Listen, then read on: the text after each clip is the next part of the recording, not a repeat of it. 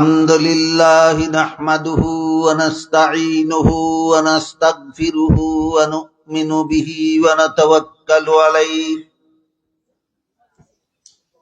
ونعوذ بالله من شرور أنفسنا ومن سيئات أعمالنا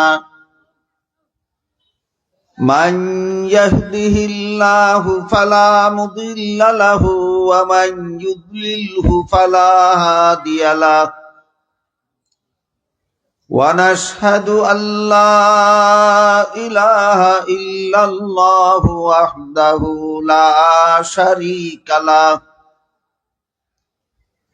ونشهد أن سيدنا ونبينا ومولانا محمدا عبده ورسوله صلى الله تعالى عليه وعلى آله وأصحابه وبارك وسلم أما بعد فأعوذ بالله من الشيطان الرجيم بسم الله الرحمن الرحيم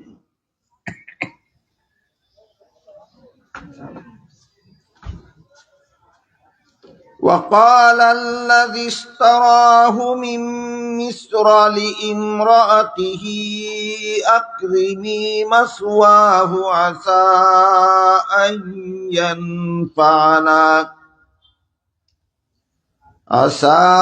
أن ينفعنا أو نتخذه ولدا وكذلك مكنا ليوسف في الأرض ولنعلمه من تأويل الأحاديث والله غالب على أمره ولكن أكثر الناس لا يعلمون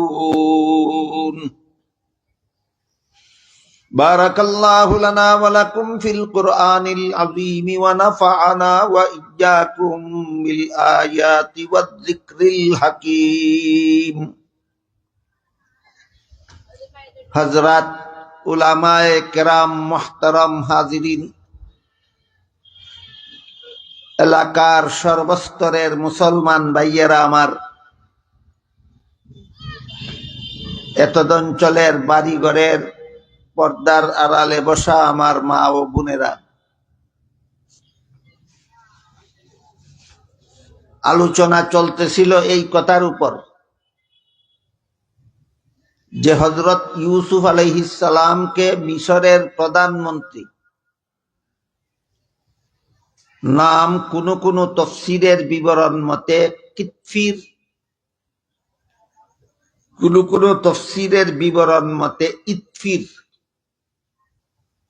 প্রধানমন্ত্রীর নাম ছিল ইউসুফ আলাইহিস সালামের যুগে মিশরের প্রধানমন্ত্রীর নাম, আর প্রেসিডেন্টের নাম ছিল রাইয়ান। তো প্রধানমন্ত্রী ইউসুফ আলাইহিস সালামের বড় 10 ভাইয়ের কাছ থেকে ইউসুফ আলাইহিস সালামকে কিনে নিয়েছিল। এই কিনার বিবরণের আলোচনা গত বছর হয়েছে। কিনে নিয়ে তার বিবি জুলাইখার কাছে লালন পালনের দায়িত্ব দিয়া সসম্মানে লালন পালন করার নির্দেশ দিছিল। এই প্রসঙ্গে আল্লাহ বলেন, এভাবে আমি বিপন্নতার হাত থেকে রক্ষা করে হযরত ইউসুফ আলাইহিস সালামকে প্রতিষ্ঠা করে দিলাম।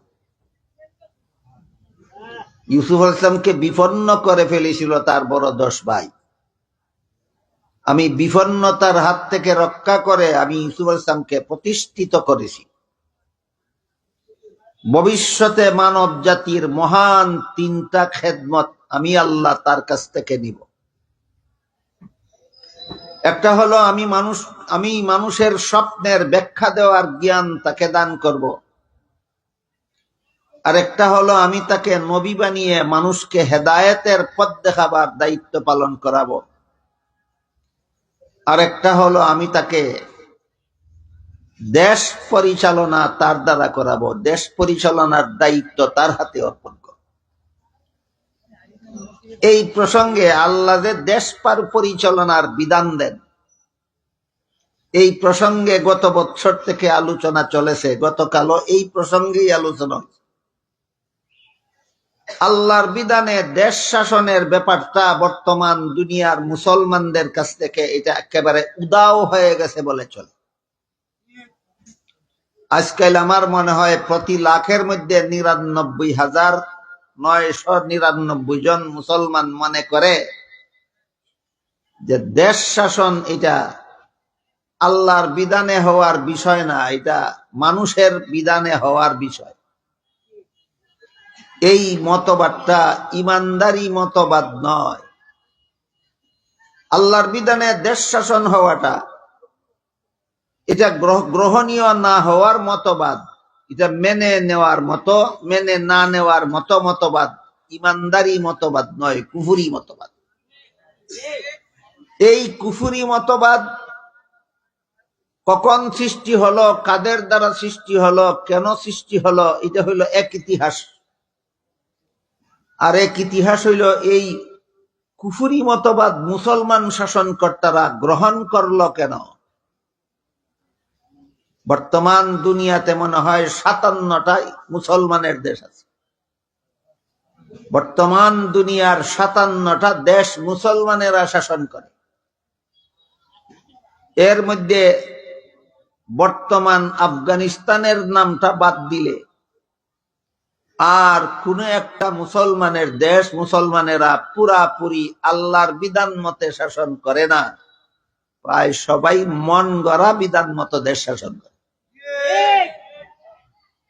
৫৭টা দেশের শাসনকর্তা মুসলমান হইয়াও আল্লাহর বিধান মতো, যে আল্লাহ বিশ্বাস করে মুসলমান হইল, সেই আল্লাহর বিধান মতো দেশ শাসন না করে মন গড়া বিধান মতো দেশ শাসন মুসলমানেরা কেন করে, এর একটা রহস্য আছে। আমি গতকাল আপনাদেরকে ওয়াদা দিয়েছি, রহস্যটা ইনশাআল্লাহ বলবো। কিন্তু আল্লাহর বিধান মতো দেশ শাসন না করার এই যে চিন্তা চেতনা, মন মানসিকতা, আল্লাহর বিধানে দেশ শাসন না করার এই যে একটা দৃষ্টিভঙ্গি, একটা মতবাদ, এই মতবাদ উদ্ভাবনের ইতিহাসটা গতকাল বলতেছিলাম। সময়ের অভাবে অনেক তাড়াহুড়া করে বলার কারণে অনেক জরুরি কথা বলা বাকি রয়ে গেছে। শেষের দিকে আমার পরে যিনি বয়ান করবেন তিনি স্টেজে পৌঁছে যাওয়ার কারণে কথা অসমাপ্ত রেখেই তাড়াহুড়া করে আমি বদ্ধ করে দিয়েছিলাম। এই কারণে সেই ব্যাপারটা খোলাসা করে আমি আপনাদের সামনে তুলে ধরতে চাই যে আল্লাহর প্রতি বিশ্বাসী হয়েও, আল্লাহকে বিশ্বাস করেও আল্লাহর বিধান মতে দেশ শাসন না করার মতবাদ কখন থেকে, কাদের দ্বারা, কেন সৃষ্টি করা হয়েছিল, এই ভ্রান্ত মতবাদ কেন উদ্ভাবন করা হয়েছিল। গতকাল এই প্রসঙ্গে বলেছিলাম, আজ থেকে প্রায় ৩০০ বছর আগে ১৮ শতাব্দীর কাছাকাছি সময়ে ইউরোপের খ্রিস্টানেরা ধর্মের নামে কতগুলি ভ্রান্ত মতবাদে বিশ্বাসী ছিল। গতকাল এই ব্যাপারটা মোটামুটি বিস্তারিতই আপনাদেরকে বলা হয়েছে। ইউরোপিয়ান খ্রিস্টানেরা ধর্মের নামে অধর্ম কথায় বিশ্বাসী ছিল, অবান্তর কথায় বিশ্বাসী ছিল, অবাস্তব কথায় বিশ্বাসী ছিল। এমতাবস্থায় আধুনিক বিজ্ঞানের প্রসার লাভ করেছিল পৃথিবীতে সর্বপ্রথম ওই তাদের দেশে, ইউরোপে। যে দেশের খ্রিস্টানেরা ধর্মের নামে ভ্রান্ত মতবাদে বিশ্বাসী ছিল, সেই দেশে আধুনিক বিজ্ঞানের বিকাশ লাভ হয়েছিল। তাই তাদের দেশে বিজ্ঞানে আর ধর্মে লড়াই হয়েছিল, দ্বন্দ্ব, রক্তক্ষয়ী দ্বন্দ্ব হয়েছিল।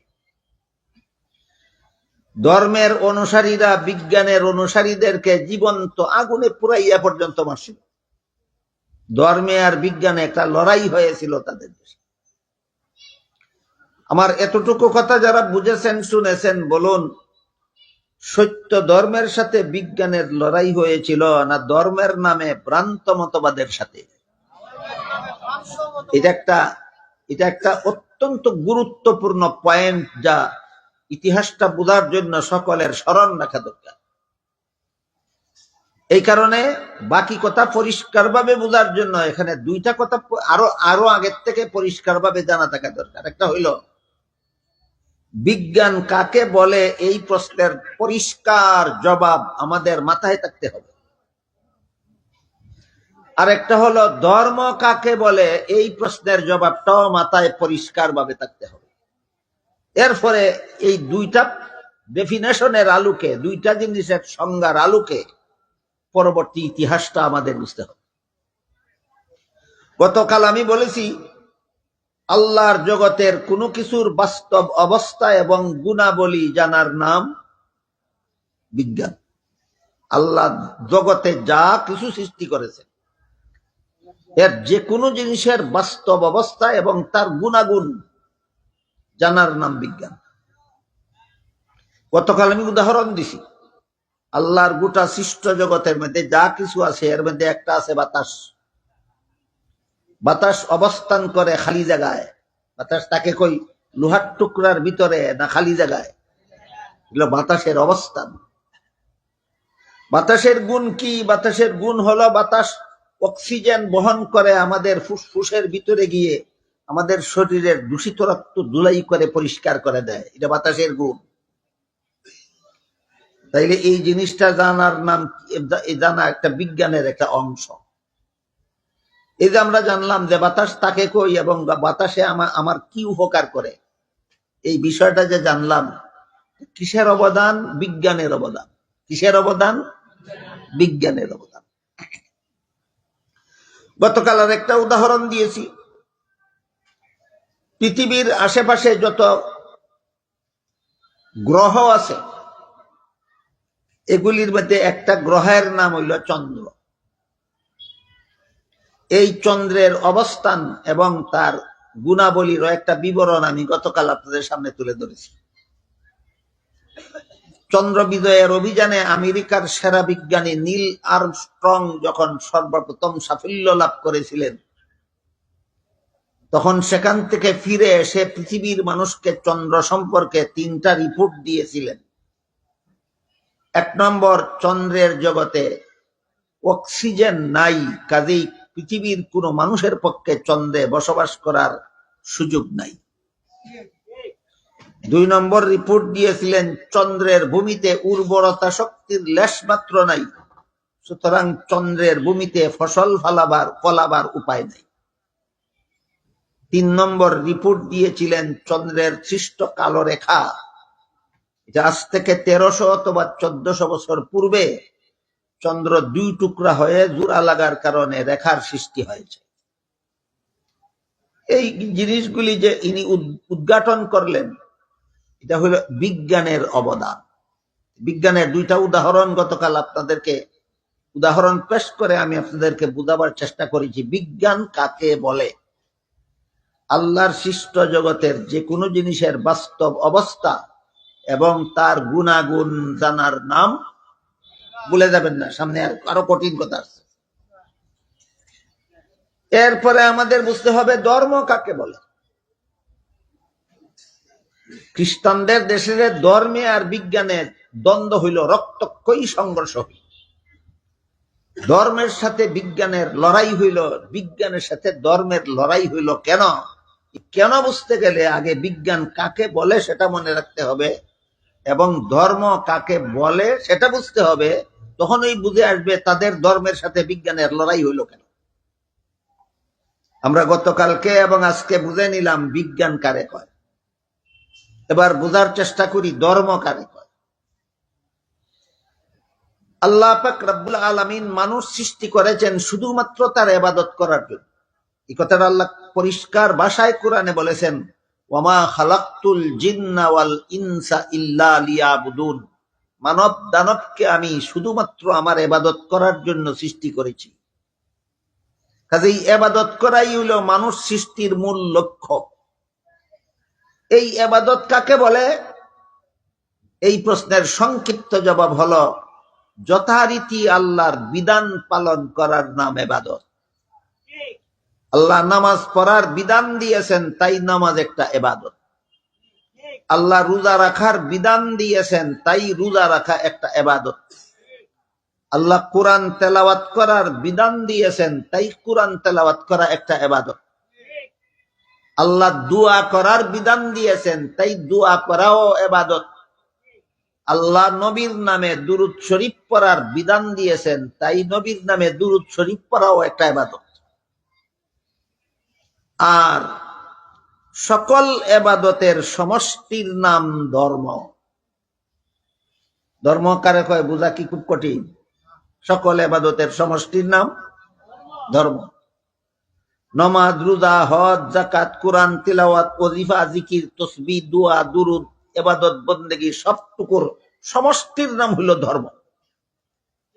এর সহজ উদাহরণ, আমার সামনে যে জিনিসটা আপনারা দেখতে পান, এটাকে মাউথ পিস বলা হয়। এটার সাথে একটা তারের সংযোগ আছে, এটাকে ওয়্যার বলা হয়। এটা একটা ডান্ডার মধ্যে বান্ধা আছে, এটাকে স্ট্যান্ড বলা হয়।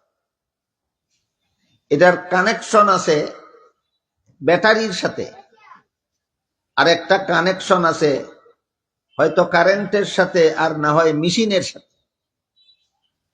আবার কোন কোন ওয়্যারের সংযোগ আছে হরনের সাথে। একটা হইলো মাইকের হরন, একটা মাইকের ওয়্যার, একটা মাইকের ব্যাটারি, একটা মাইকের মেশিন, একটা মাইকের স্ট্যান্ড, একটা মাইকের মাউথপিস। মাইক কোনটা? এই প্রশ্নের যেই জবাব, একটা ইবাদতের নাম নামাজ, একটা ইবাদতের নাম রোজা, একটা ইবাদতের নাম হজ, একটা ইবাদতের নাম যাকাত, একটা ইবাদতের নাম কোরআন তেলাওয়াত, একটা ইবাদতের নাম দোয়া, একটা ইবাদতের নাম দুরূদ। তাইলে ধর্ম কোনটা? ওই প্রশ্নের সেই জবাব। তাহলে একটা একটা করে আমরা পরিষ্কার করি। মাইকের ব্যাপারে আগে আপনারা বলেন দয়া করে। একটা অংশের নাম মাউথপিস, একটা অংশের নাম স্ট্যান্ড, একটা অংশের নাম ওয়্যার, একটা অংশের নাম মেশিন, একটা অংশের নাম ব্যাটারি, একটা অংশের নাম হরন। মাইক কোনটা? সবটার সমষ্টি। মাইক কোনটা? সবটার সমষ্টি। ঠিক তেমনি ভাবে আল্লাহর একটা বিধান পালনের নাম নামাজ, একটা বিধান পালনের নাম রোজা, একটা বিধান পালনের নাম হজ, একটা বিধান পালনের নাম যাকাত, একটা বিধান পালনের নাম কোরআন তেলাওয়াত, একটা বিধান পালনের নাম দোয়া, একটা বিধান পালনের নাম দুরূদ। তাইলে ধর্ম কোনটা? সবটার সমষ্টি। ধর্ম কোনটা? সবটার সমষ্টি। আল্লাহর যাবতীয় বিধানাবলীর সমষ্টিকে একত্রে ধর্ম বলা হয়, আর পৃথক পৃথক ভাবে প্রতিটি বিধান পালনকে ইবাদত বলা হয়। কাজেই ইবাদত যদি আল্লাহর বিধানাবলীর সমষ্টি হয়ে থাকে, আল্লাহ যে বিধানগুলি দিয়েছেন এইগুলির সমষ্টিকে যদি ধর্ম বলা হয়, আর আল্লাহর সৃষ্ট বস্তুর অবস্থান এবং গুণাবলী জানার নাম যদি বিজ্ঞান হয়, দেখেন দুইটা জিনিসের ডেফিনেশন সামনে আসলো কিনা। আল্লাহর সৃষ্ট জগতের যে কোনো জিনিসের বাস্তব অবস্থা এবং গুণাবলী জানার নাম বিজ্ঞান, আর আল্লাহর বিধানগুলির সমষ্টির নাম ধর্ম। এবার বলেন, ধর্ম কার প্রদত্ত? আল্লাহর প্রদত্ত। জগৎ কার সৃষ্ট? আল্লাহ। আল্লাহর সৃষ্ট জগৎ, আল্লাহর দেওয়া ধর্ম, একটার সাথে আরেকটার সংঘর্ষ হওয়া তো অকল্পনীয় ব্যাপার। কেন বিজ্ঞানের সাথে ধর্মের সংঘর্ষ হবে? বিজ্ঞান তো আল্লাহর সৃষ্টি, কেন ধর্মের সাথে সংঘর্ষ হবে? ধর্ম তো আল্লাহর দেওয়া। কোন লোকের এক জিনিস আরেক জিনিসের সাথে সাংঘর্ষিক হয় নাকি? কোন মানুষের ডাইন হাত বাম হাতের সাথে যুদ্ধ করে? কোন জিনিসের ডান পা বাম পায়ের সাথে লড়াই করতে যায় না। তাহলে আল্লাহর সৃষ্টি জগৎ, আল্লাহর দেওয়া ধর্ম একটা আরেকটার সাথে লড়াই করতে যাবে কেন? একটা আরেকটার সাথে সংঘর্ষ করতে যাবে কেন? বুঝা গেল কোনো না কোনো জায়গায় গলত আছে, কোনো না কোনো জায়গায় গলত আছে। এবার আমরা বোঝার চেষ্টা করব। ধর্মের নামে যদি মন গড়া মতবাদ পালন করা হয়, এমন ধর্মের সাথে বাস্তব বিজ্ঞানের লড়াই হতে বাধ্য। সত্য ধর্মের সাথে বিজ্ঞানের লড়াই হয় না, আপুস হয়। সত্য ধর্মের সাথে বিজ্ঞানের লড়াই হয় না, কারণ বিজ্ঞানটাও আল্লাহর নিয়ামত, ধর্ম আল্লাহর নিয়ামত। আল্লাহর এক নিয়ামত আরেক নিয়ামতের বিরুদ্ধে সাংঘর্ষিক হবে কেন? ধর্ম যদি সত্য হয় আর বিজ্ঞানও যদি বাস্তব হয়, তাইলে এমন বিজ্ঞান ধর্মের বিরুদ্ধে যায় না, বরং ধর্মের গুলামি করে। ধর্মের গুলামি করে। ধর্মের কি করে? গুলামি করে। এর একটা সহজ উদাহরণ দেই।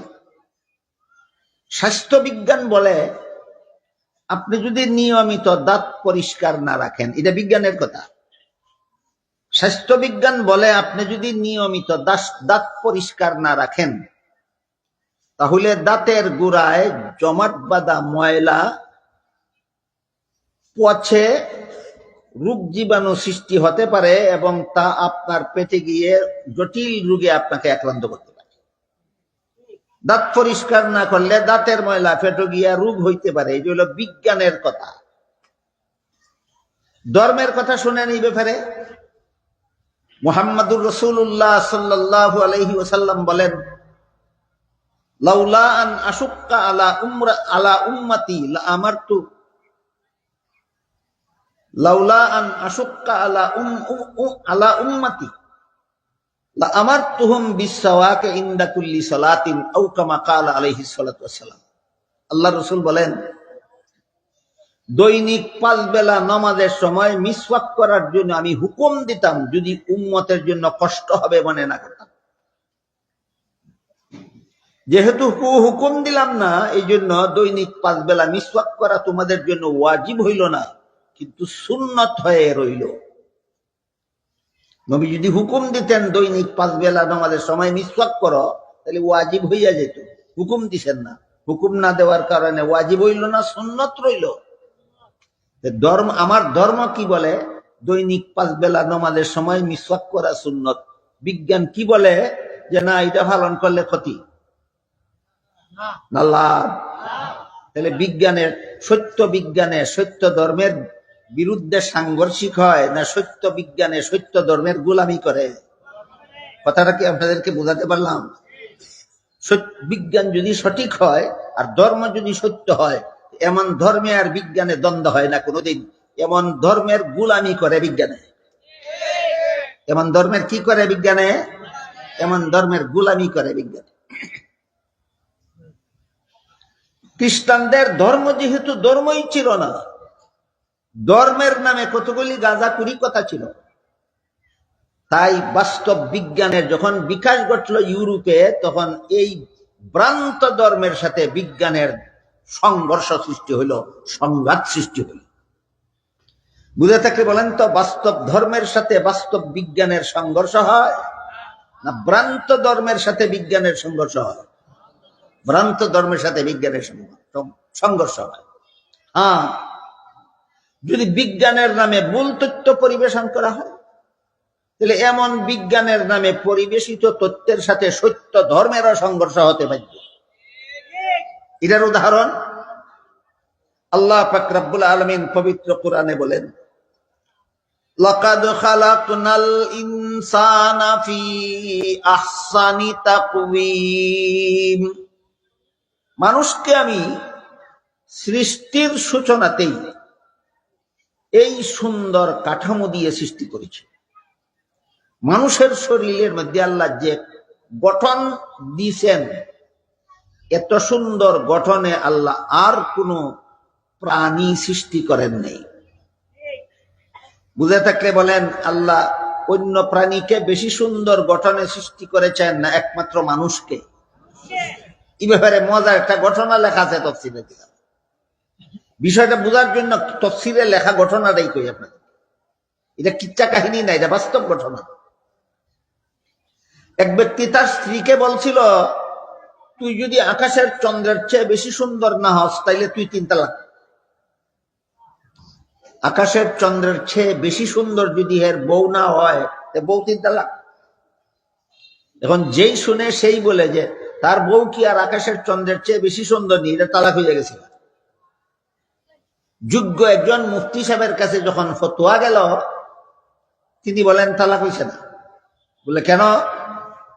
সে কইছে তার বউ যদি চন্দ্রের চেয়ে বেশি সুন্দর না হয় তাহলে বউ তালাক। আল্লাহ কোরআনে বলছেন মানুষের চেয়ে বেশি সুন্দর করে আল্লাহ কিছু বানাইছেন না। আগে কো এর বউ মানুষ কি, যদি মানুষ হইয়া থাকে অবশ্যই চন্দ্রের চেয়ে বেশি সুন্দর। এটাও আবার মানুষ কেমনে চন্দ্রের চেয়ে, একটা সাধারণ একটা মানুষ কেমনে চন্দ্রের চেয়ে বেশি সুন্দর হয়, এটাও আবার বুঝতে আবার বিজ্ঞানের অনেক কিছু বোঝার দরকার পড়ে। আরো কিছু বিজ্ঞানের তথ্য বুঝলে এটাও বুঝবেন যে মানুষ কিভাবে চন্দ্রের চেয়ে বেশি সুন্দর হয়। বিজ্ঞানের দ্বারা আমরা জানতে পারছি পৃথিবীতে দাঁড়াইয়া আমরা চন্দ্রটাকে যে আলোকিত দেখতে পাই, চন্দ্র আলোকিত আকাশে জলমল জলমল জলমল করে, এই কারণে চন্দ্রটাকে সুন্দর দেখা যায়। চন্দ্রকে পৃথিবীর থেকে দেখতে, তাওরাতের অন্ধকারে দেখতে, দিনের আলোতে দেখতে চন্দ্র সুন্দর বলতে কিছুই নেই, জলমলি মোটেও নাই। আমার কথা বুঝে থাকলে বলেন, আকাশের চন্দ্রকে পৃথিবীর থেকে দিনের বেলায় ঝলমল করতে দেখা যায় না ফ্যাকাশে? ফ্যাকাশে দেখা যায়। আকাশের চন্দ্রকে রাতের বেলায়, রাতের অন্ধকারে আকাশের চন্দ্রকে আলোকিত ঝলমল ঝলমল করতে দেখা যায়। তখন চন্দ্রটা দেখতে সুন্দর। কিসের কারণে? আলোর কারণে। আধুনিক বিজ্ঞান বলে এই আলো চন্দ্রের নিজস্ব আলো নয়, সূর্য থেকে দাঁড় করা আলো। সূর্য থেকে দাঁড় করা আলো। এর উদাহরণ হলো, আপনি যদি দুপুরের রোদের সময় একটা আয়না যদি আপনি এমন ভাবে ধরেন যেভাবে ধরলে পরে সূর্যের আলোটা আয়নার মধ্যে লাগে, এমন ভাবে যদি আয়নাটা সূর্যমুখী করে ধরেন, তাহলে সূর্য, আয়নার ভিতরে আরেকটা সূর্য দেখা যায় এবং আয়নার ভিতর থেকে আরেকটা রৌদ্র বের হয়, ওই রৌদ্রটা ঘরের ভিতরে ছায়া পর্যন্ত পৌঁছে। এটাকে আপনারা দেখেছেন কোনো সময়? তখন আয়নাটারে ঝলমল ঝলমল করতে দেখা যায়। বলেন তো, আয়নাটা নিজেই ঝলমলে ছিল না সূর্যের আলোর কারণে ঝলমল করতে দেখা যায়? কাজেই এই ঝলমলি আয়নার নিজস্ব সৌন্দর্য নয়, সূর্যের আলো লাগার কারণে ঝলমল করতে দেখা যায়।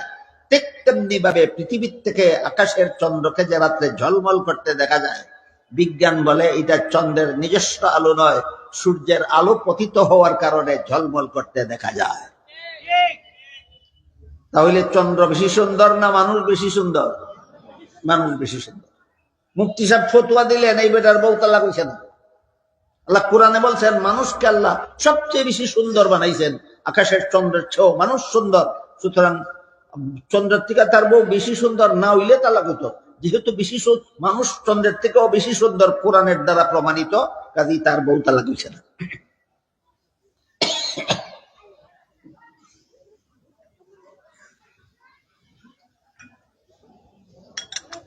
মানুষকে এই সুন্দর কাঠামো দিয়ে আল্লাহ যখন মানুষ সৃষ্টি করেছেন, তখনই এই সুন্দর কাঠামো দিয়া সৃষ্টি করেছেন। এই মর্মে আল্লাহ বলেন, লাকাদ খালাকনাল ইনসানা ফি আহসানি তাকওয়িম, মানুষকে আমি সৃষ্টির সূচনাতেই এই সুন্দর গঠন দিয়া সৃষ্টি করেছি। এটা হলো ইসলাম ধর্মের কথা, কোরআনের কথা। বলেন তো, কোরআনের কথাটা কতটুকু অবাস্তব? না শতকরা 100% বাস্তব? শতকরা 100% বাস্তব। এই কথার সাথে যদি কোনো বিজ্ঞানীর কথার সংঘর্ষ হয়, তাহলে বুঝতে হবে বিজ্ঞানীর কথাটা ঠিক আছে, আল্লাহর কথাটা ভুল। একটু বুঝে শুনে বলেন। আল্লাহ বলেছেন মানুষকে আমি সৃষ্টির সূচনাতেই এই সুন্দর কাঠামো দিয়ে সৃষ্টি করেছি।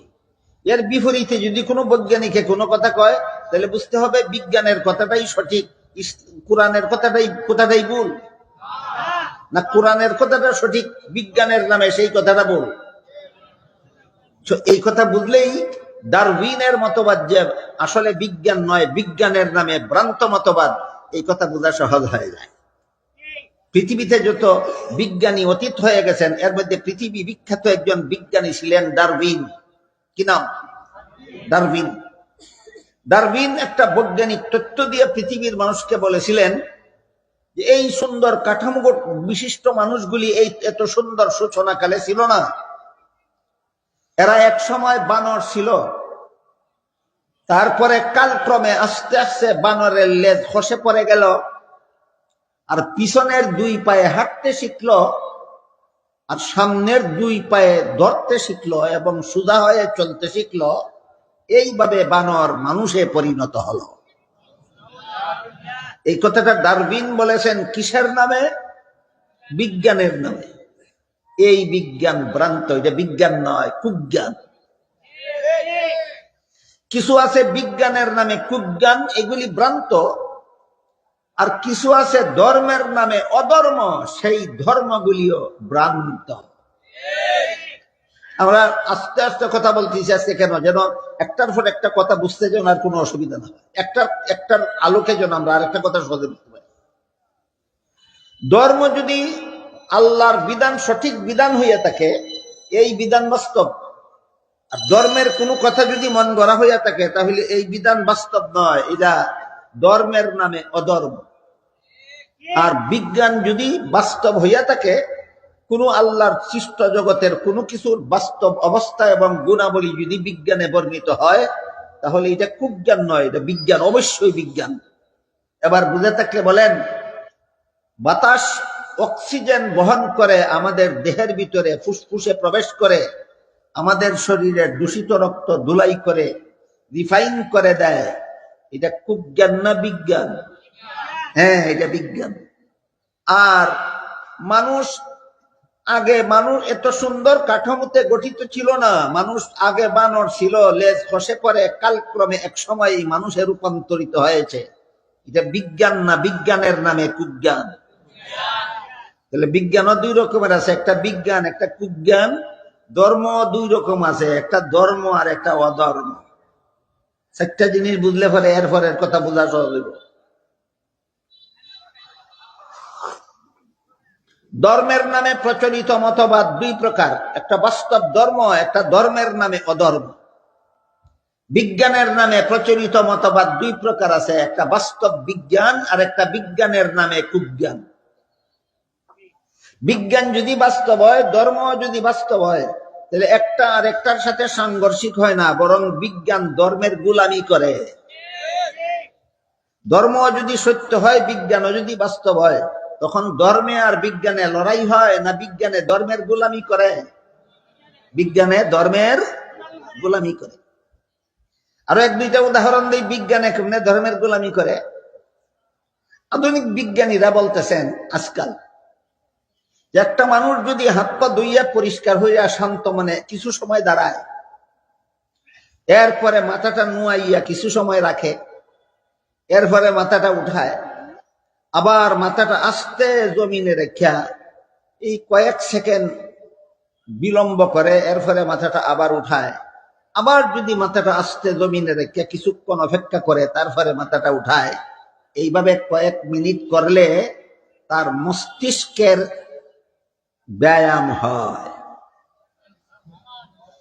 এটা বিজ্ঞানের কথা। কার কথা? বিজ্ঞানের কথা। ধর্মের কথা কি? ধর্মের কথা হইলো, ফজরের সময় তুমি 4 রাকাতে 8 বার মাথাটা এইভাবে জমিনে রাখো শান্ত শিষ্ট ভাবে। জোহরের সময় আরো কতবার শান্ত শিষ্ট ভাবে মাথাটা জমিনে রাখো। আসরের সময় 16 বার মাথাটা এইভাবে শান্ত শিষ্ট ভাবে জমিনে রাখো। মাগরিবের সময় 10 বার রাখো। এশার সময় আরো কয়েকবার রাখো। এটা মস্তিষ্কের ব্যায়াম হয়।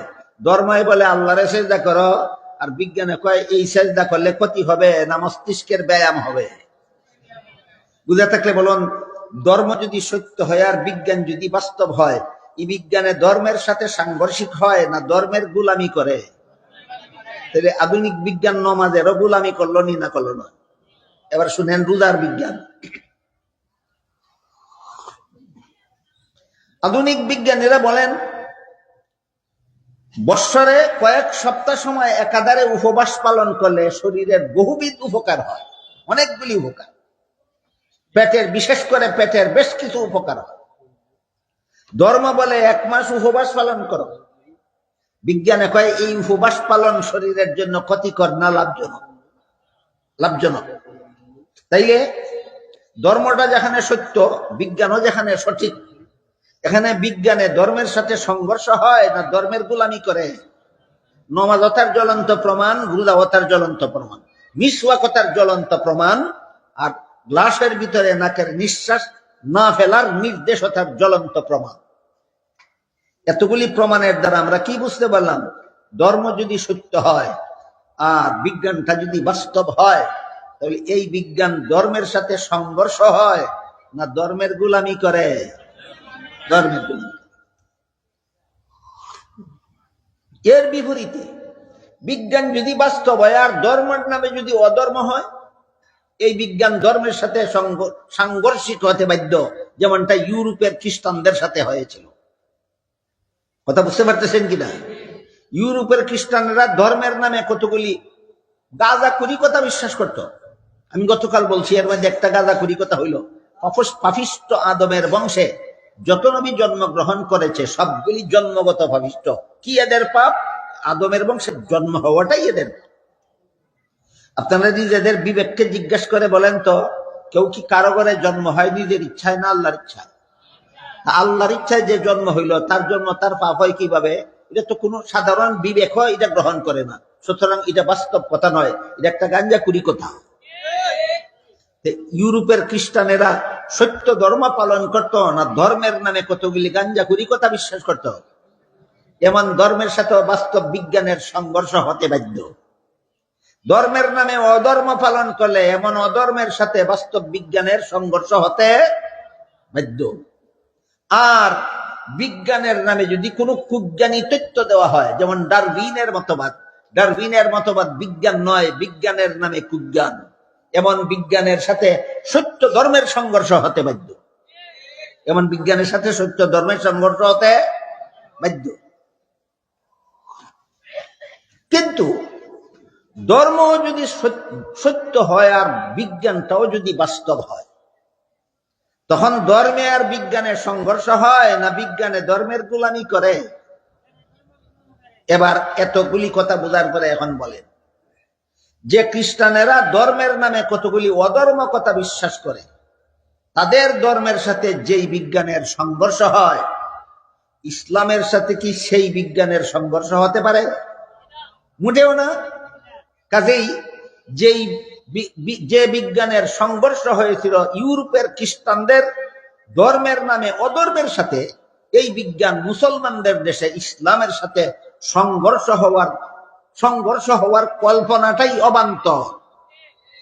যে বিজ্ঞানে অধর্মের সাথে সংঘর্ষ হয়েছে সেই বিজ্ঞান সত্য ধর্মের সাথে আপোষ হতে বাধ্য। কাজেই যখন এই অধর্মের নামে ধর্মের নামে অধর্মের সাথে আধুনিক বিজ্ঞানের সংঘর্ষ হইল, ইউরোপিয়ান খ্রিস্টানদের সাথে রক্তক্ষয়ী সংঘর্ষ হইল, উভয় পক্ষের অনেক অনেক অনেক মারামারি কাটাকাটি হইল, শেষ পর্যন্ত তাদের মধ্যে একটা আপোষ মীমাংসা হইল। এটাও এমনি না, একদল খ্রিস্টানেরা ধর্মকে সমূলে অবিশ্বাস করিয়া নাস্তিক হইয়া গেল একদল, আরেক দল খ্রিস্টানেরা বিজ্ঞানকে সমূলে অস্বীকার করিয়া বৈরাগী হইয়া গেল। আরেক দল খ্রিস্টানেরা ধর্মের মধ্যে আর বিজ্ঞানের মধ্যে একটা আপোষ মীমাংসা করে দিল।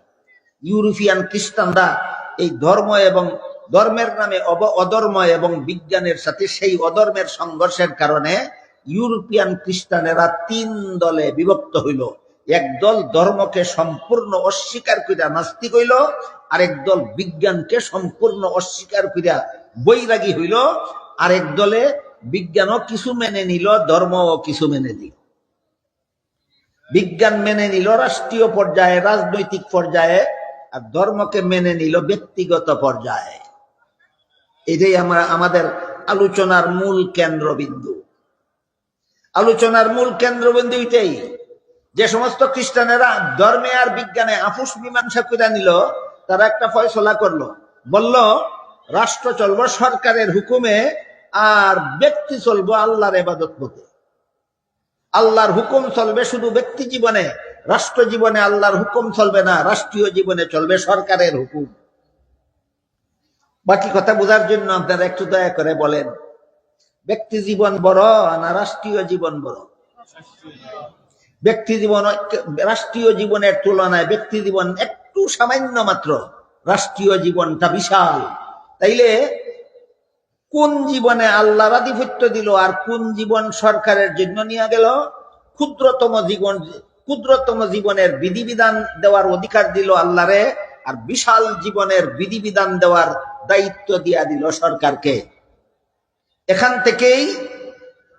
থেকেই আল্লাহর বিধানে দেশ শাসন না করার মতবাদের উৎপাদন হয়।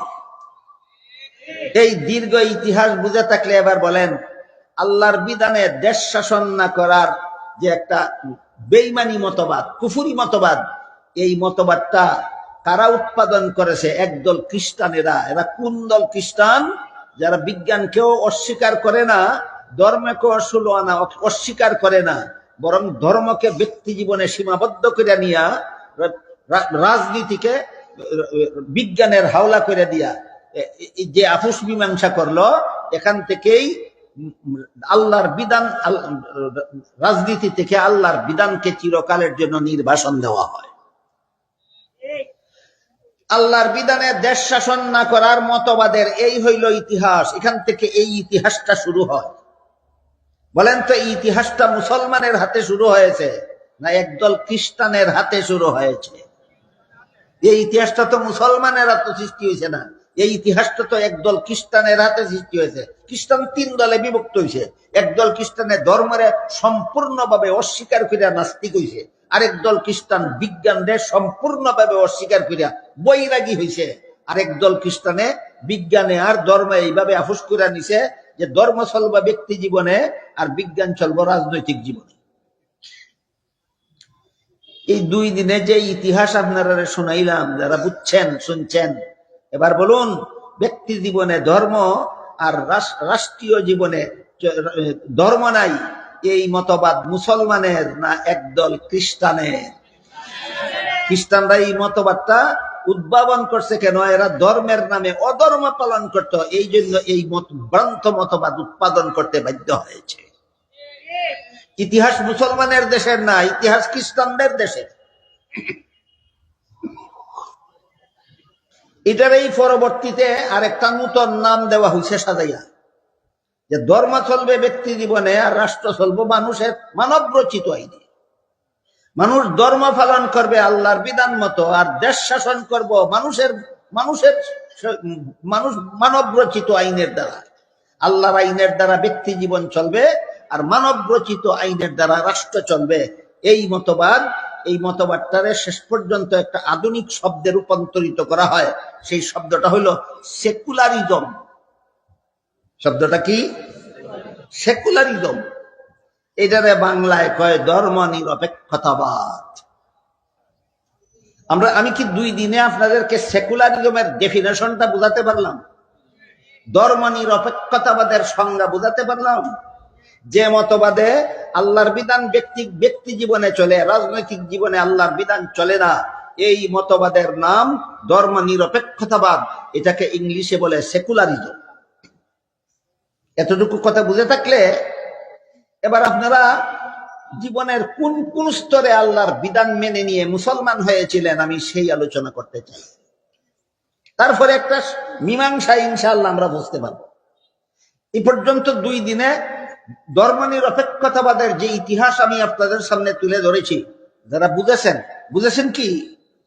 যারা বুঝেছেন এবার তারা বলুন, এই ধর্ম নিরপেক্ষতাবাদের যে ইতিহাস আমরা পাইলাম, বুঝলাম যে আল্লাহর বিধান চলবে শুধু ব্যক্তি জীবনে, রাষ্ট্রীয় জীবনে আল্লাহর বিধান চলবে না, রাষ্ট্র চলবে মানব রচিত বিধানে। এই মতবাদের নাম ধর্ম নিরপেক্ষতাবাদ। এবার আমরা বোঝার চেষ্টা করব, আমরা মুসলমান হয়েছিলাম জীবনের কোন কোন স্তরে আল্লাহর বিধান মেনে নিয়ে। এবার সেই আলোচনাটা বোঝা দরকার। সেটা হলো, একজন মুসলমানের বাচ্চা, শিশু, ছেলে মেয়ে, এরা কতগুলি কলেমা ফইরা বুঝা বিশ্বাস করে মুসলমান হয়। এগুলিরে কলিমাতে ইমানিয়া বলা হয়। ইমান ইসলামের কলেমা। এর মধ্যে 1 নম্বর কলেমার নাম হইল কলেমায়ে তাইয়্যিবা, লা ইলাহা ইল্লাল্লাহু মুহাম্মাদুর রাসূলুল্লাহ। 2 নম্বর কলেমার নাম হইল কলেমায়ে শাহাদাত, আশহাদু আল্লা ইলাহা ইল্লাল্লাহু ওয়াহদাহু লা শারীকা লাহু ওয়া আশহাদু আন্না মুহাম্মাদান আবদুহু ওয়া রাসূলুহু। 3 নম্বর কলেমার নাম হইল ঈমানে মুজমাল, আমানতু বিল্লাহি কামা হুয়া বিআসমাইহি ওয়া সিফাতিহি ওয়া কাবিলতু জামিয়া আহকামিহি। 4 নম্বর কলেমার নাম হইল ঈমানে মুফাসসাল, আমানতু বিল্লাহি ওয়া মালাইকাতিহি ওয়া কুতুবিহি ওয়া রুসুলিহি ওয়াল ইয়াউমিল আখিরি ওয়াল কদরি খাইরিহি ওয়া শাররিহি মিনাল্লাহি তাআলা ওয়াল বাসি বাদাল মাউত। এই 4 কলেমা জানেন এমন কেউ যদি এখানে থাকেন তো একটু দয়া করে হাত তুলে দেখাবেন। এই 4 কলেমা যারা যারা মেহেরবানি, মাশাআল্লাহ, আলহামদুলিল্লাহ, হাত নামান।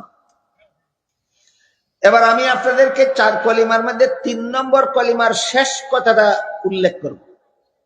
3 নম্বর কলেমা হলো ইমানে মুজমাল। এই কলিমাটা হলো আমানতু বিল্লাহি কামা হুয়া বিআসমাইহি ওয়া সিফাতিহি। আর এর শেষ কথাটা হলো ওয়া কাবিলতু জামিয়া আহকামিহি। এই শেষ কথাটার অর্থ হলো আমি আল্লাহর সমস্ত বিধিবিধান মেনে নিয়ে মুসলমান হইলাম। বলেন, আল্লাহ শুধু ব্যক্তি জীবনে আল্লাহর বিধান মেনে নিয়ে মুসলমান হয়েছিলেন না সমস্ত বিধান মেনে নিয়ে? শুধু পারিবারিক জীবনে আল্লাহর বিধান মেনে নিয়ে মুসলমান হয়েছিলেন? শুধু সামাজিক জীবনে আল্লাহর বিধান মেনে নিয়ে মুসলমান হয়েছিলেন? শুধু রাষ্ট্রীয় জীবনে আল্লাহর বিধান মেনে নিয়ে মুসলমান হয়েছিলেন না সমস্ত বিধান? তুমি যদি আল্লাহর সমস্ত বিধান মেনে নিয়ে মুসলমান হইয়া থাকো, তাহলে শেষ পর্যন্ত এসে যদি ব্যক্তি জীবনে আল্লাহর বিধানগুলি রাখো আর রাষ্ট্রীয় জীবনে যদি আল্লাহর বিধানগুলি তুমি অমান্য করো, আবারও বলো তুমি মুসলমান রইছো না বেঈমান হইছো?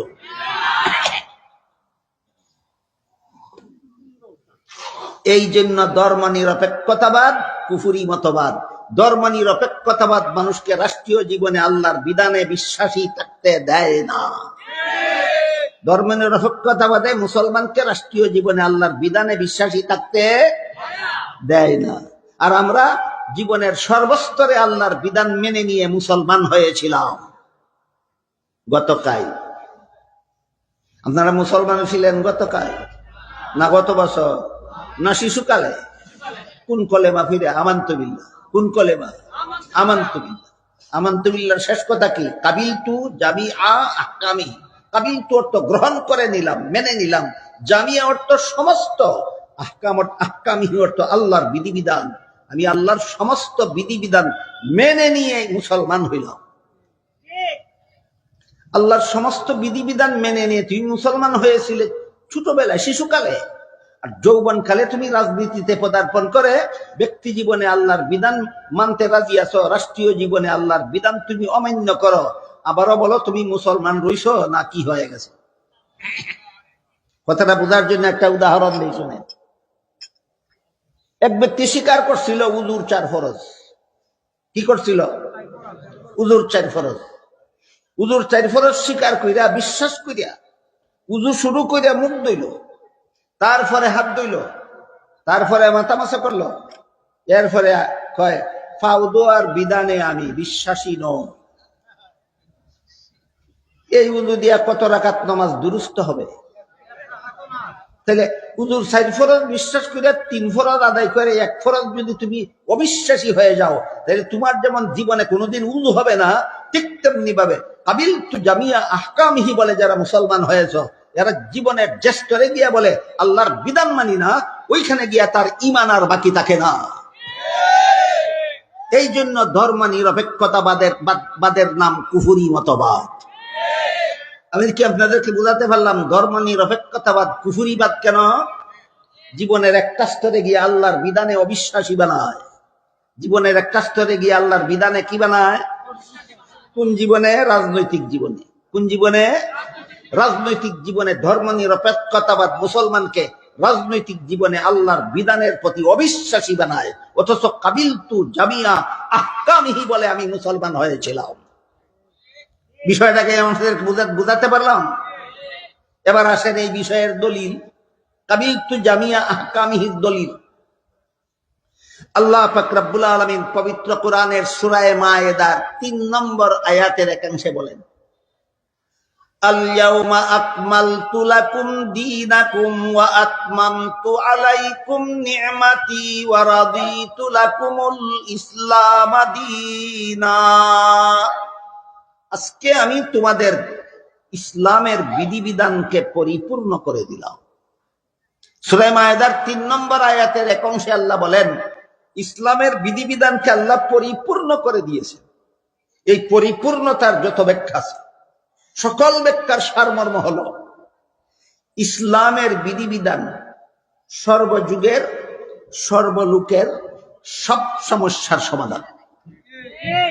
ইসলামের বিধিবিধান সর্বযুগের সর্বলোকের সব সমস্যার সমাধান।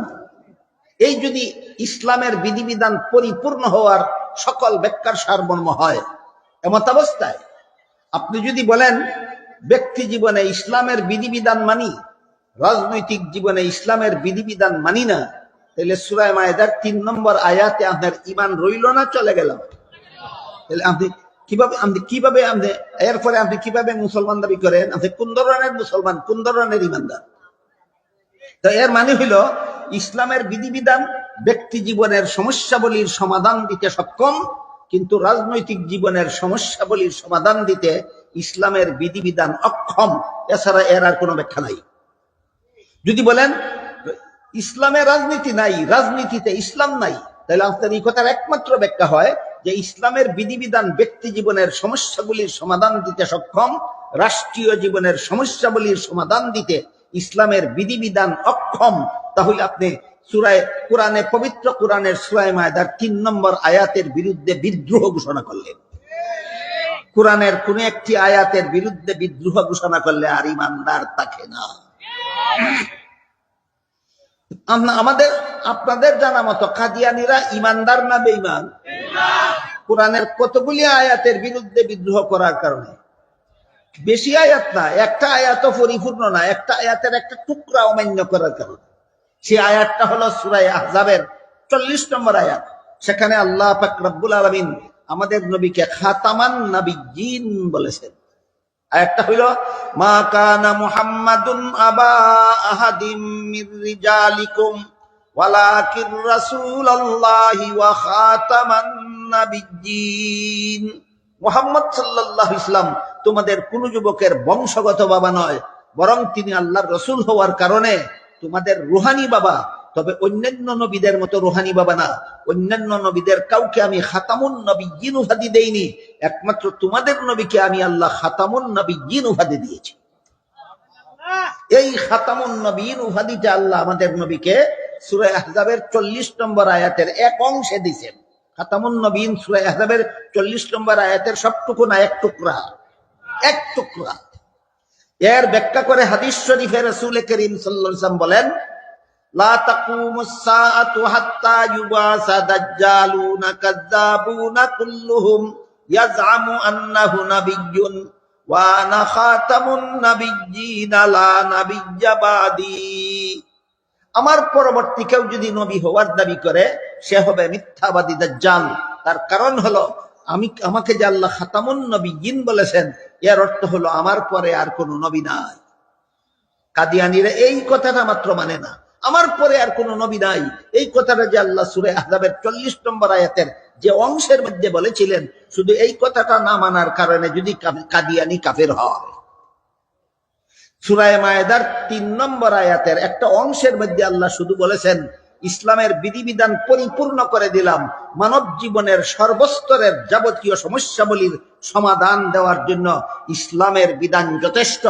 কাজেই তুমি যদি রাজনৈতিক জীবনে ইসলামের বিধান রাজনৈতিক জীবনের সমস্যাবলীর সমাধান দিতে সক্ষম নয় মনে করো, কাদিয়ানীরা সূরা আহজাবের 40 নম্বর আয়াতের এক টুকরা মানে না, তোমরাও তো সূরা মায়েদার 3 নম্বর আয়াতের এক টুকরা মানো না। এমত অবস্থায় তারা মুসলমান থাকলে তারা কাফির হয়ে গেলে তোমরা মুসলমান কোন গুণে? আর তোমরা মুসলমান থাকলে তারা কাফির কোন দোষের কারণে? তারাও এক আয়াতের এক টুকরা মানে না, তোমরাও আর এক টুকরা মানো না। আমি কি এতক্ষণে আপনাদেরকে বোঝাতে পারলাম ধর্ম নিরপেক্ষতাবাদীটা ইসলামী মতবাদ নয়, কুফরি মতবাদ কেন? এই মতবাদটার উদ্ভাবক কোন মুসলমান ছিল না খ্রিস্টান। কোন দেশের? ইউরোপে। এই মতবাদের উদ্ভাবক কোন মুসলমান নয়, এই মতবাদের উদ্ভাবক খ্রিস্টান। ইউরোপের খ্রিস্টানেরা এই কুফরি মতবাদ উদ্ভাবন করেছিল। এবার আমাদের জানার ব্যাপার, বর্তমান দুনিয়ার 57টা মুসলমানের দেশে দেশের যেসব দেশে এই মতবাদ আমদানি করা হয়েছে, বলেন এই রাষ্ট্রীয় জীবনে আল্লাহর বিধান চলবে না, এই কুফরি মতবাদ মুসলমানেরা উদ্ভাবন করেছে না খ্রিস্টানদের কাছ থেকে, একদল খ্রিস্টানদের কাছ থেকে আমদানি করা হয়েছে? এবার আমরা বোঝার চেষ্টা করবো এই খ্রিস্টানদের এই কুফুরি মতবাদ মুসলমান সমাজে আমদানি করার রহস্যটা কি? বিনা রহস্যে না রহস্য আছে? আজকে শুধু শুরু করি, আগামীকাল ইনশাল্লাহ বাকিটা বলবো, নাকি সপ্তাহে আগামীকালের জন্য রেখে দেব? আপনাদের ইচ্ছা। আজকে খালি শুরু করি, আগামীকাল বলবো যে খ্রিস্টানদের উদ্ভাবিত এই কুফুরি মতবাদ রাষ্ট্রীয় জীবনে আল্লাহর বিধান চলবে না, এই কুফুরি মতবাদ খ্রিস্টানরা উদ্ভাবন করেছিল। কেন উদ্ভাবন করেছিল, কোন পরিস্থিতি করেছিল, 2 দিনে তার ইতিহাস বলে শেষ করেছি। এবার মুসলমানদের দেশে খ্রিস্টানদের উদ্ভাবিত এই কুফুরি মতবাদ রাষ্ট্রীয় জীবনে ইসলাম চলবে না, এই কুফুরি মতবাদ মুসলমান সমাজের রাজনীতিবিদরা এবং শাসনকর্তারা কোন কারণে মুসলমানের সমাজে আমদানি করলো। এই আমদানি করার শুরুতে তারা একটা যুক্তি দিছিল, যেহেতু ইউরোপে ধর্মের সাথে বিজ্ঞানের সংঘর্ষ হয়েছে, আর এটা এই রাষ্ট্রীয় জীবন থেকে ধর্মরে বাদ দেওয়ার কারণে সংঘর্ষটা দমন হয়েছে, কাজে মুসলমানদের দেশেও ধর্মের সাথে বিজ্ঞানের সংঘর্ষ হবে, আর এই সংঘর্ষ থেকে বাঁচাইবার জন্য আমরা আগে ভাগে এই রাজনৈতিক জীবন থেকে আল্লাহরে বিদায় দিয়া দিলাম। এই যুক্তি দিয়া ওইখানের মতবাদ এখানে আমদানি করা হয়েছে। যেহেতু তাদের দেশে সংঘর্ষ হয়েছিল রাষ্ট্রীয় জীবনে আল্লাহর বিধান থাকার কারণে, কাজেই মুসলমানের দেশেও যদি রাষ্ট্রীয় জীবনে আল্লাহর বিধান থাকে, ওইখানে যেমন রক্তক্ষয়ী সংঘর্ষ হয়েছিল এখানেও রক্তক্ষয়ী সংঘর্ষ হবে। এই সংঘর্ষ থেকে জাতিকে রক্ষা করার জন্য আমরা রাজনৈতিক জীবন থেকে আল্লাহর বিধানকে নির্বাসনে পাঠাইলাম। এই যুক্তি দিয়ে আমদানি করা উচিত। এটা হইলো আত্মীর দেখাইবার দাঁত একরকম আর খাইবার দাঁত আর একরকম থাকে না। আত্মীর দাঁত 2 রকম থাকে, এক দাঁত মোটা 2টা দাঁত 2 পাশে থাকে, এই দাঁত দিয়া খায় না, এটা শুধু দেখায়। আর যে দাঁত দিয়া খায় সেই দাঁত দেখায় না। ঠিক তেমনি ভাবে মুসলমানদের সমাজে রাষ্ট্রীয় জীবন থেকে আল্লাহর বিধানকে বিদায় দেওয়ার যে যুক্তি এখানে বলা হইলো, এটা আত্মীর দেখাবার দাঁতের মতো। এই যুক্তি শুধু সমাজের মানুষকে দেখায়, কিন্তু আসলে এটা আসল কারণ নয়। আসল কারণ হইল যে সমস্ত মুসলমানের দেশে এই মতবাদ আমদানি করা হয়েছে যে মানুষ ধর্ম পালন, আল্লাহর বিধান পালন করবে ব্যক্তি জীবনে, রাজনৈতিক জীবনে ইসলামের কোনো বিধিবিধান পালন করা যাবে না, রাষ্ট্রীয় জীবনে আল্লাহর কোনো বিধিবিধান পালন করা যাবে না। এর আসল রহস্য গোপন রয়েছে। সেই রহস্যের একটা আজকে বলি, বাকিগুলি ইনশাল্লাহ আগামীকাল বলব। একটা রহস্য হইল ইসলামে স্বজন প্রীতি হারাম, আল্লাহর বিধানে স্বজন প্রীতি হারাম। স্বজন প্রীতি হারাম। স্বজন প্রীতি মানে আমার আত্মীয় লাগে, আমার আপনজন লাগে, আমার বন্ধু লাগে, অথবা আমার দলের সদস্য, সে যত বড় অপরাধই করুক তার উপর কোনো দণ্ডবিধি প্রয়োগ করব না, এরকম পক্ষপাতিত্বের নাম স্বজন প্রীতি। এমন পক্ষপাতিত্বের নাম স্বজন প্রীতি। ইসলামের বিধান, রাষ্ট্রীয় জীবনে রাজনৈতিক জীবনে ইসলামের বিধান মানলে এই হারাম স্বজন প্রীতি মূলক রাজনীতি চলবে না। হারাম স্বজন প্রীতি মূলক রাজনীতি চলবে না। কাজে রাষ্ট্রীয় জীবনে যদি ইসলাম মানা হয়, এই স্বজন প্রীতি করা যাবে না। তো রাজনৈতিক জীবনে যাতে ইচ্ছা মতো স্বজন প্রীতি করতে পারে, এই জন্য রাজনৈতিক জীবন থেকে এই মুসলমান রাজনীতিবিদরা আর মুসলমান সরকারেরা রাজনৈতিক জীবন থেকে ইসলামকে বাদ দিয়েছে। এর একটা সহজ উদাহরণ দেই, গতকাল বলেছি মনে হয়। আমাদের দেশে একটা আইন আছে যে কোনো মানুষ যদি খুনি হয় আর আদালত থেকে যদি তার বিরুদ্ধে ফাঁসির রায়, এই ফাঁসির রায়ের আসামিটা যদি প্রেসিডেন্টের কাছে প্রাণ ভিক্ষা চায়, তাহলে প্রেসিডেন্ট যদি তারে প্রাণ ভিক্ষা দিয়া দেয়, তাহলে আদালতের রায় বাতিল হয়ে যাবে, সে ফাঁসির দণ্ডবিধির থেকে রক্ষা পেয়ে যাবে। এই বিধান এখনো বাংলাদেশে চালু আছে। বাংলাদেশের আদালত এই বিধান মতেই চলে। সুপ্রিম কোর্ট থেকেও যদি খুনিরে ফাঁসির রায় দেওয়া হয়, আর সেই খুনি যদি প্রেসিডেন্টের কাছে প্রাণ ভিক্ষা চায়, আর প্রেসিডেন্ট যদি তারে বলে যে আমি তোমার প্রাণ ভিক্ষা দিলাম, তাহলে তার ফাঁসির হুকুম মকুফ হয়ে যাবে, ফাঁসির হুকুম রহিত হয়ে যাবে, অথচ সে একটা খুনি। এবার বলেন, যে সরকারের প্রেসিডেন্ট, এই সরকারের দল যদি খুনি হয় আর প্রাণ ভিক্ষা চায় প্রেসিডেন্টের কাছে, অর্থাৎ যে দলের প্রেসিডেন্ট খুনিও সেই দলের সদস্য, প্রাণ ভিক্ষা চাইলে দিব কিনা? দিব। কিন্তু খুনি যদি বিরোধী দলের হয়, আর সরকারি দলের প্রেসিডেন্টের কাছে প্রাণ ভিক্ষা চাই, দিবে না। তাইলে বিরোধী দলের খুনি হইলে তুমি প্রাণ ভিক্ষা দাও না, নিজের দলের খুনি হইলে তুমি প্রাণ ভিক্ষা দিয়া দাও। এটা স্বজন প্রীতি নয় কি? হালাল না হারাম? এই হারামিরা এই রকম ভাবে হারামি রাজনীতি করার জন্য রাজনৈতিক ক্ষেত্রে ইসলাম মানে না। আজকে একটা রহস্য কইলাম, আগামীকাল আরো কয়েকটা রহস্য ইনশাল্লাহ বলবো। এই হারাম রাজনীতি যারা করে এরা এই সমস্ত হারাম রাজনীতি করতে পারবে না রাজনৈতিক জীবনে ইসলামকে মেনে নিলে। এই জন্য এই সমস্ত ইহুদি খ্রিস্টানের দালাল রাজনীতিবিদরা রাজনৈতিক ময়দান থেকে ইসলামকে নির্বাসন দিয়েছে। আল্লাহ আপনাদের আমাদের সবাইকে, আল্লাহ কেন বলেন ইউসুফ আলাইহিস সালামকে রাজা বানাবেন, এর বিষয়টা বিস্তারিত ভাবে বুঝার তৌফিক দান করুন, আমিন। সুবহানা রাব্বিকা রাব্বিল ইজ্জাতি আম্মা ইয়াসিফুনা ওয়া সালামুন আলাল মুরসালিন ওয়াল হামদুলিল্লাহি রাব্বিল আলামিন। আসসালামু আলাইকুম।